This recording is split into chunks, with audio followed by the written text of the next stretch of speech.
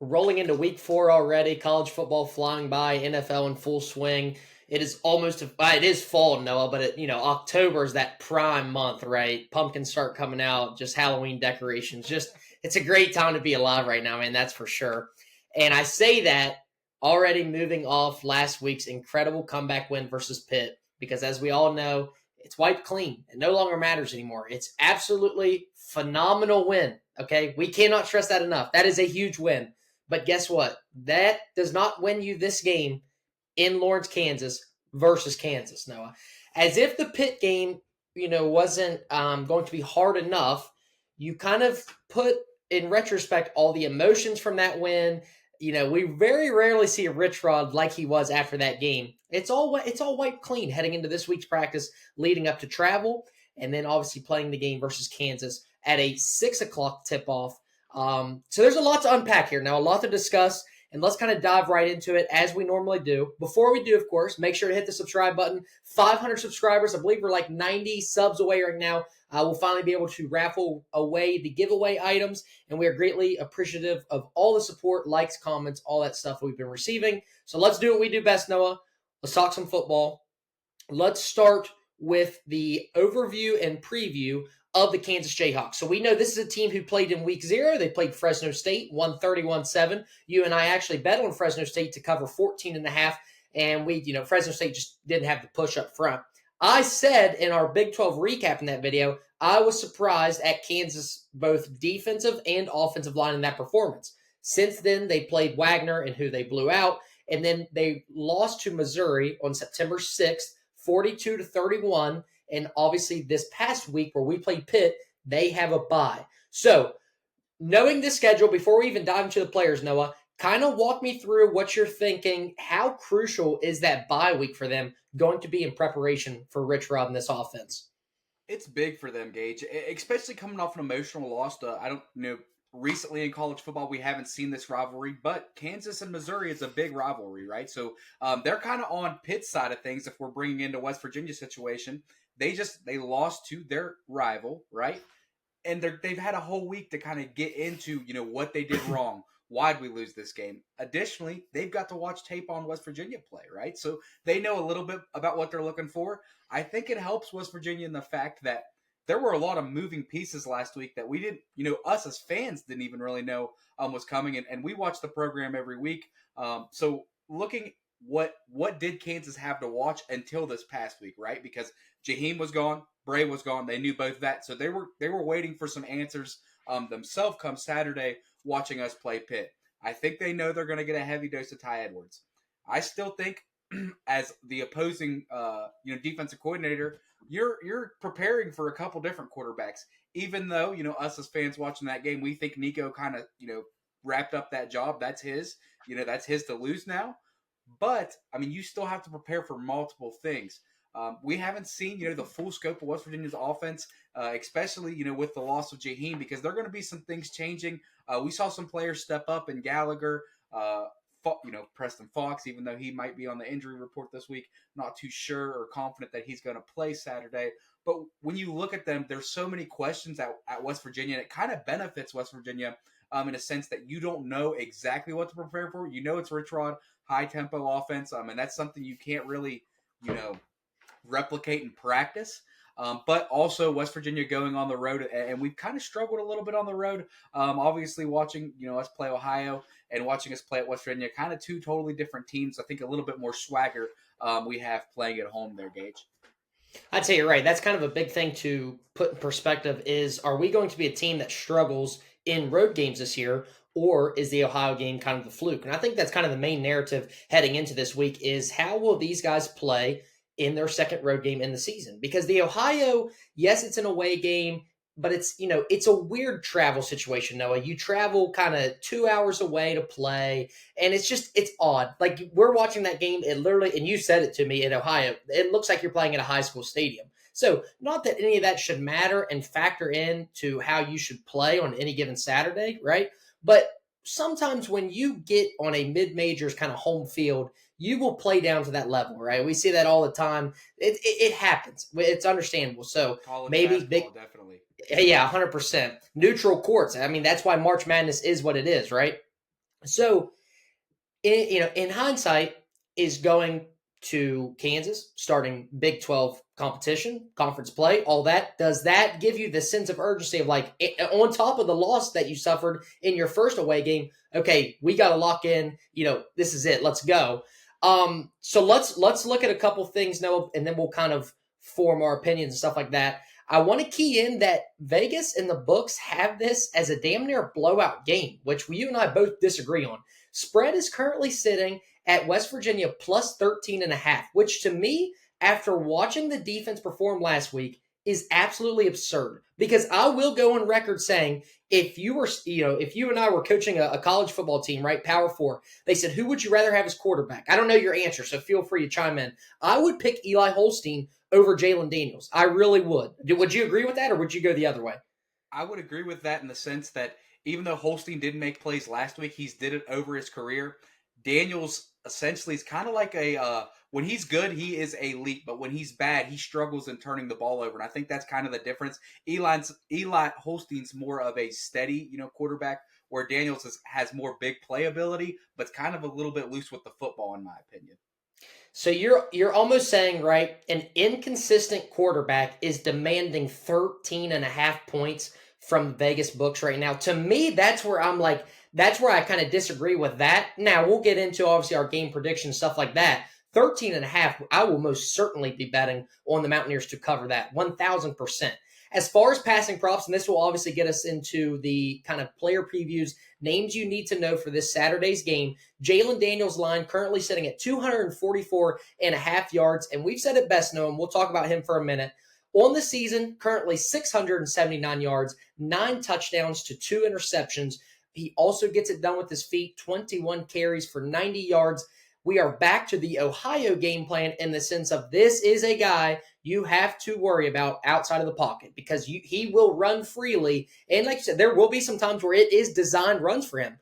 We only saw, I want to say, 1 or 2 in key situation moments last week versus Pitt. But what do you think Zach Alley in this kind of week of preparation is keying in on in this Kansas offense? And feel free, obviously, to talk about running backs, receiver room, things like that.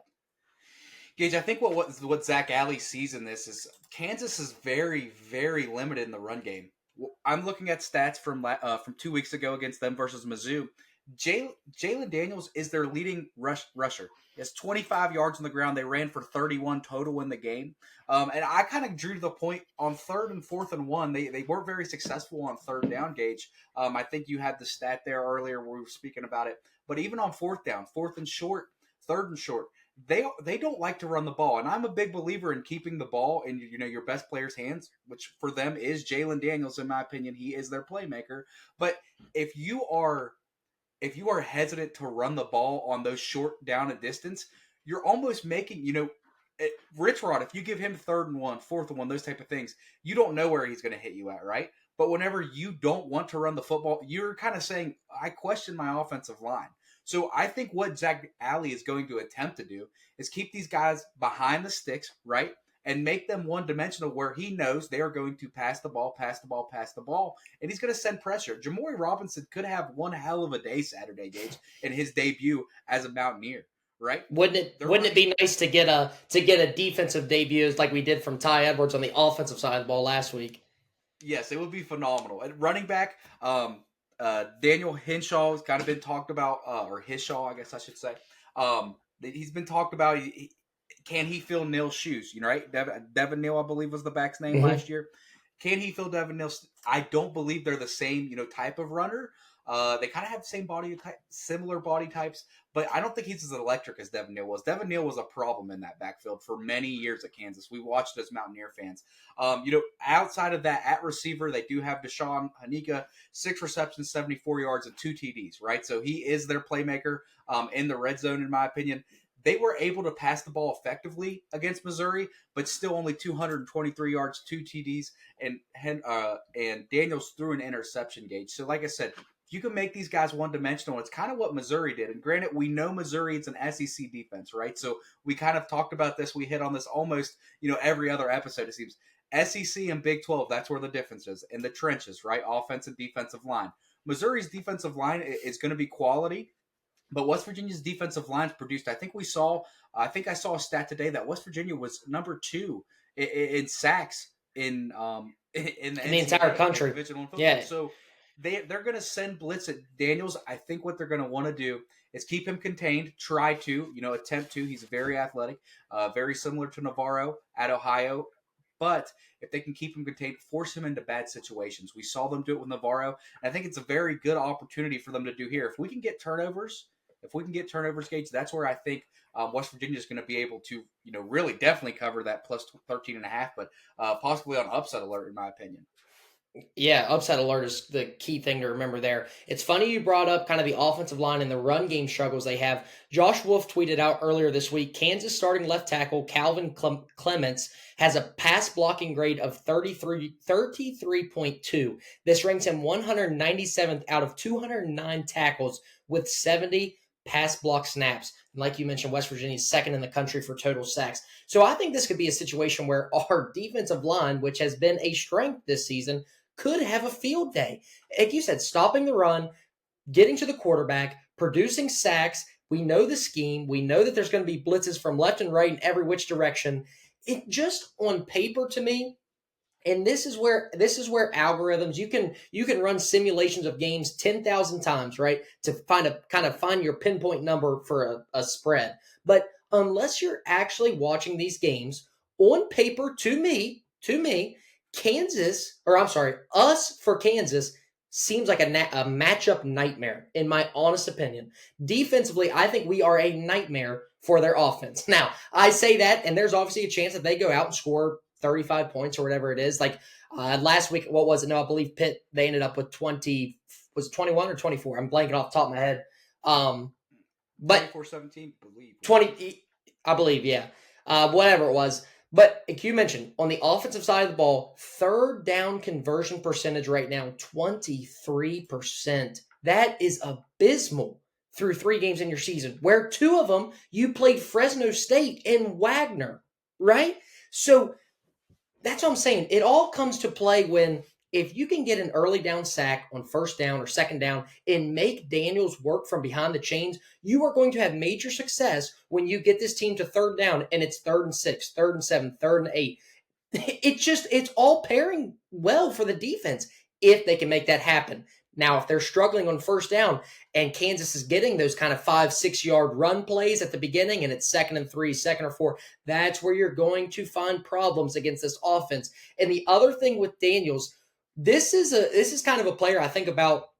I can't think of a college basketball player off the top of my head to compare him to, but it's almost like a streaky sharpshooter that could come off the bench, right? If he comes in and hits 2 or 3 shots, 2 or 3 mid-range jumpers, whatever it is, he's going to catch fire and he's going to let it fly and he's going to be feeling himself. It's no different with Daniels. If you let him get some momentum, first drive, 6 for 6, 46 yards, passing touchdown, it's going to be a long day. I promise you. He's going to get to feel himself, home crowd behind him. It's going to be a long day. But if you get to him early, sacks, pressure, maybe an early interception. An early interception, I'd feel really good for the upset alert. Really, really good. So it's a matter of getting him and keeping him uncomfortable through this entire game. You have any more thoughts about the defense before we kind of flip over to what we have to do offensively to win? I think something to really key on, Gage, is these design runs for Jalen Daniels. And I've said this earlier in kind of like a Big 12 preview we did. Jalen Daniel is a phenomenal athlete. And there's no question about it. He's electric with the ball in his hands. He's able to get outside of the pocket and make plays. They run a lot of design runs for him.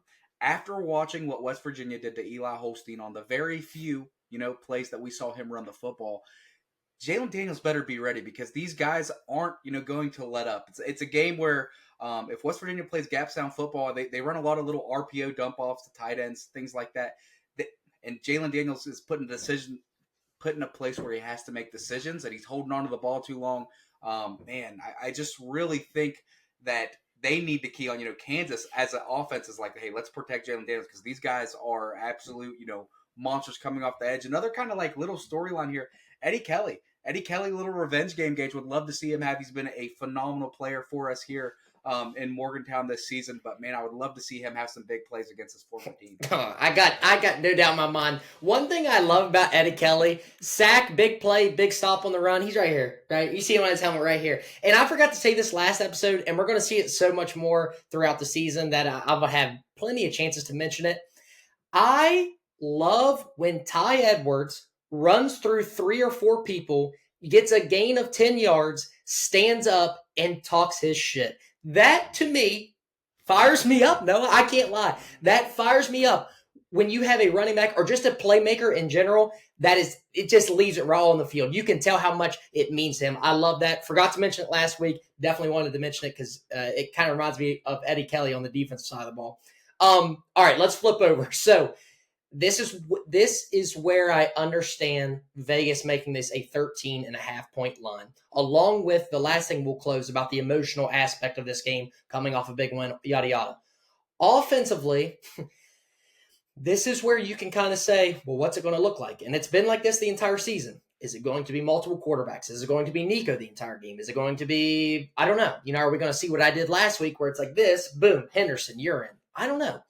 I feel pretty certain that we're going to see a lot of Ty Edwards. Clay Ash is going to be the change of pace back. You'll see Bowers for about 1 to 3 carries right now, unless something changes there. And then Cam Vaughn's going to be on the outside. And like you said, with Fox kind of being banged up, we'll see with wide receiver 2. That's all I really feel confident on the offensive side of the ball, Noah, is our running back, backup running back, and Cam Vaughn in that X spot in the wide receiver room. So I wish we knew. I wish we knew what we were going to see so we could sit here and predict and kind of preview what it will look like against this defense, right?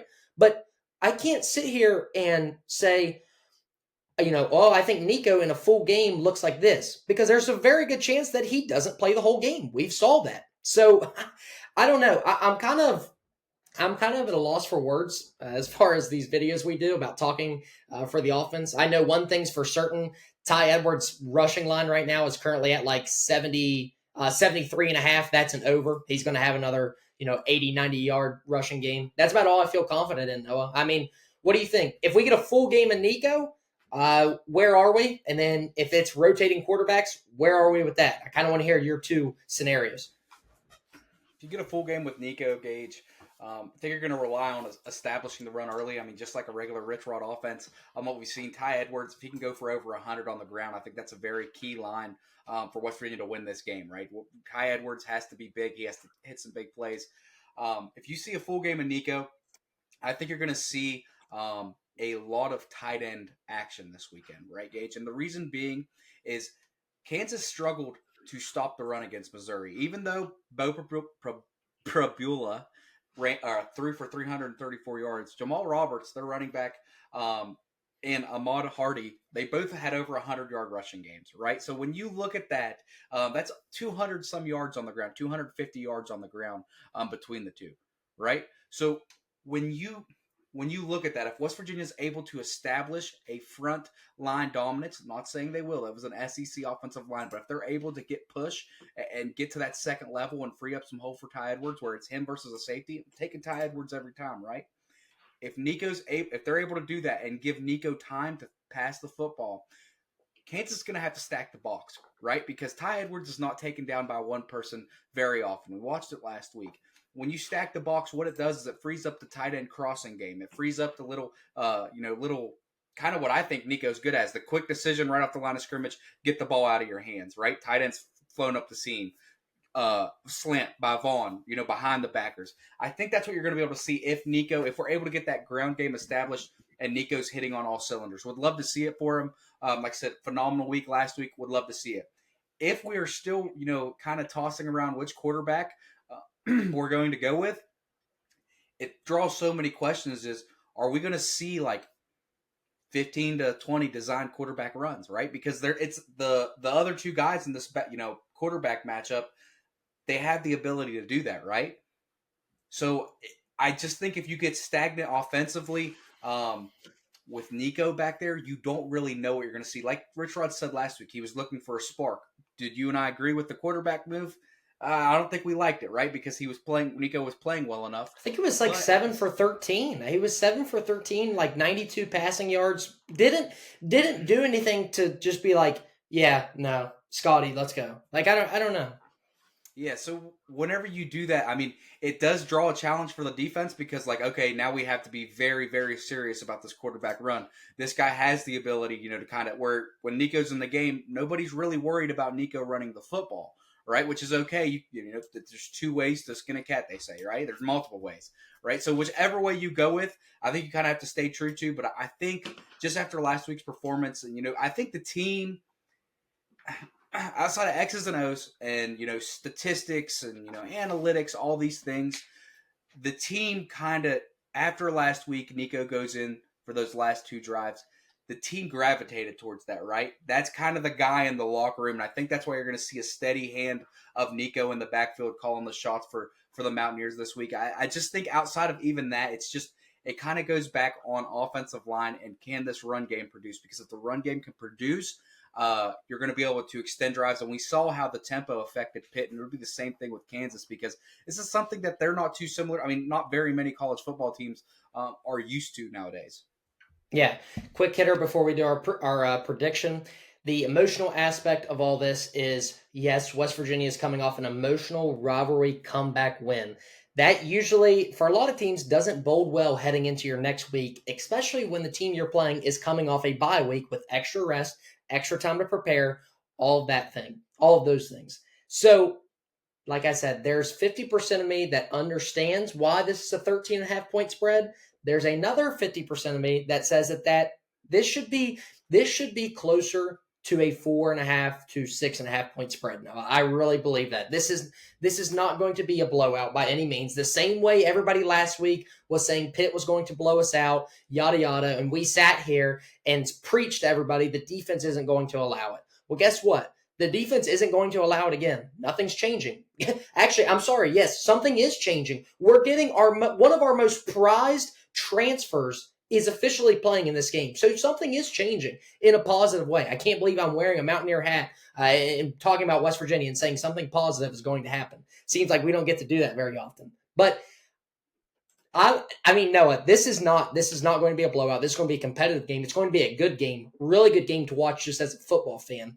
I will throw this out as far as betting. One of my favorite props for this game is Cam Vaughn anytime touchdown at plus 270. I think, first off, he is a majorly due to touch the end zone and just get the ball in general. I think Rich Rod has to understand if we want to have any success through the pass game, it filters through him heavily. And I understand he draws a ton of coverage, a ton of respect because he's that good. But we have to find a way to get him the ball 6 receptions, 7 receptions. Like, he has to touch the ball more times than what he has been recently. So that's kind of my overall thought process from an offensive side of the ball.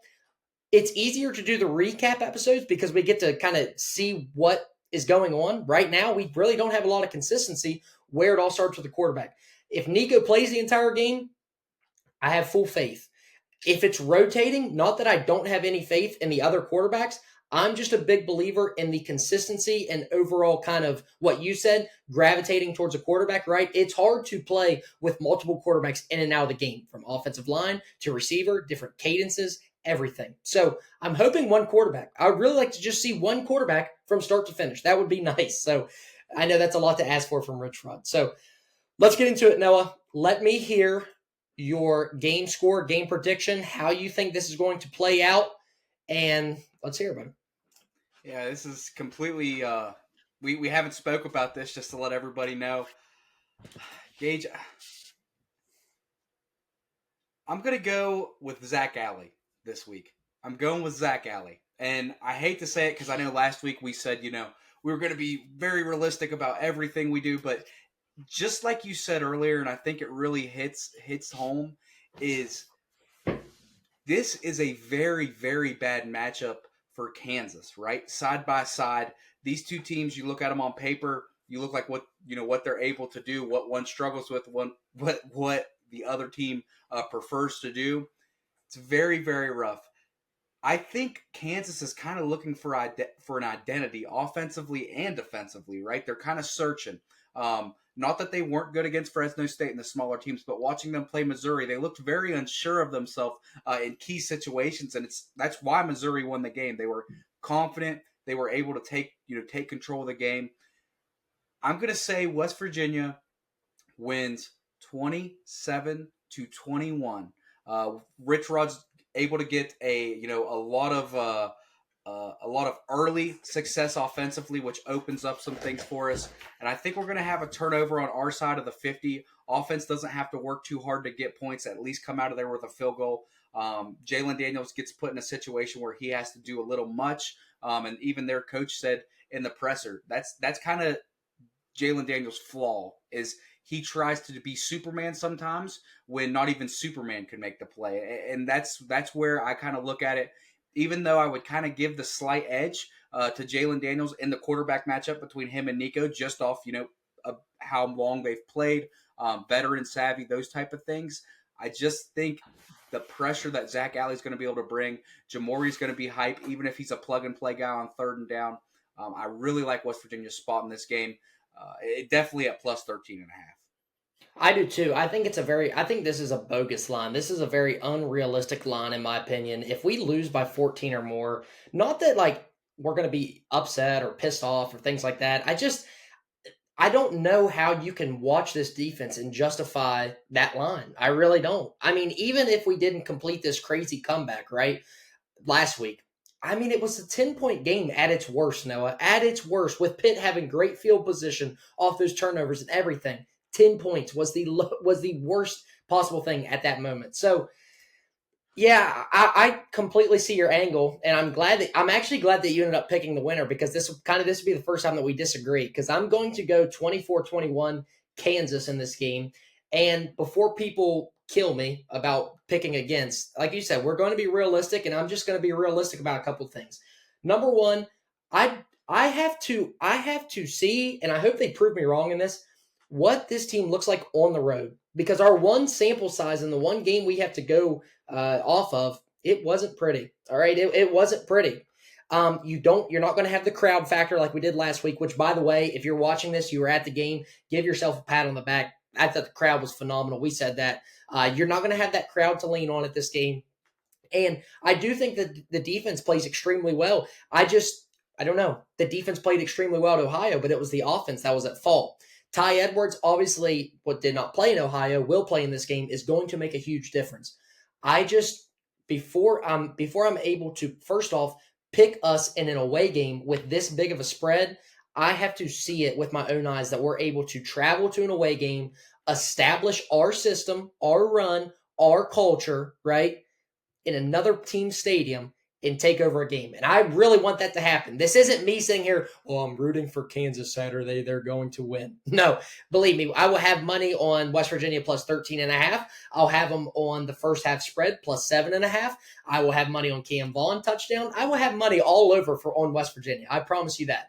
I just got to see it first. No, that's my only thing. So let's debate a little bit, actually. This is the first time that we really disagree. Believe it or not, we do actually hate each other about some things. I'm not all buddy with you all the time, but do you kind of see where I'm coming from as far as I got to see it, man. The Ohio game was disgusting. It makes me want to vomit just thinking about it. Yeah, I completely understand the road aspect of things. I think Rich Rod found out a little bit about his team last week, right? And that's where I kind of think I'm kind of siding towards West Virginia, because it's like what we are good at, Gage, and what I said, kind of early in the video, we're good at running the football, right? Ty Edwards was the man last week. That was a ACC. A lot of people picked Pitt to win the ACC this year with the return of Holstein. Pretty good, solid linebackers. Our defense screams, Gage. Our defense screams. You add Jamori Robinson, who I think is going to have a very impactful Saturday.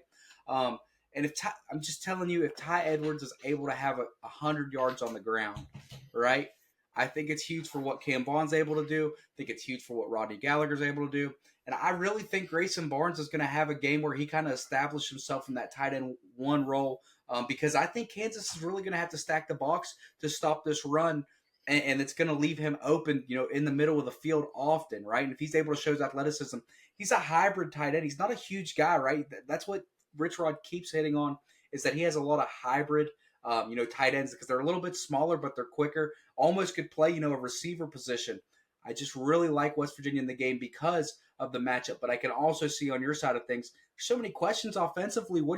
What can you do going in here to say, okay, we're going to beat Kansas outright, in the sense that last time we were on the road, we didn't look good, and we solved some questions against Pitt, but we still played 3 quarterbacks, right? Yeah. Full faith in the defense, as always. Everybody knows we've been preaching. Zach Alley's the man. Yeah, still some, like you said, still some questions to be answered on the offensive side of the ball, and hopefully we get some clarity within this week. If, of course, you are gambling on this, please be responsible, all that things. Be more responsible than us, I should say. But West Virginia 13.5, I'm telling you right now, I feel pretty good about that. All right, I'm just letting people know right now. 13.5 is a large number for an offense on paper.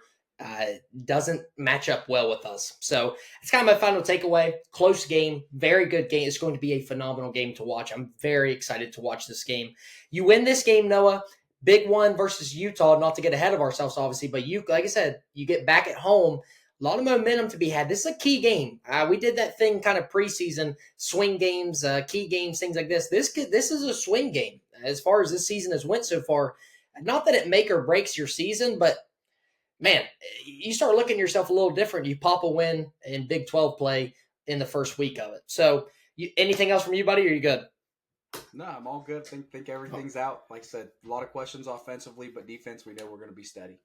Absolutely, buddy. Appreciate you guys watching. Make sure to leave a comment what you think, if you're on Noah's side, my side, kind of what you guys are expecting from this game. And make sure you're hitting that subscribe button, thumbs up, things like that. And leave us questions, man. We're always responding to the comments, things like that. Happy to answer any questions that you guys have. So appreciate you watching, man. We will see you in the recap video Sunday morning.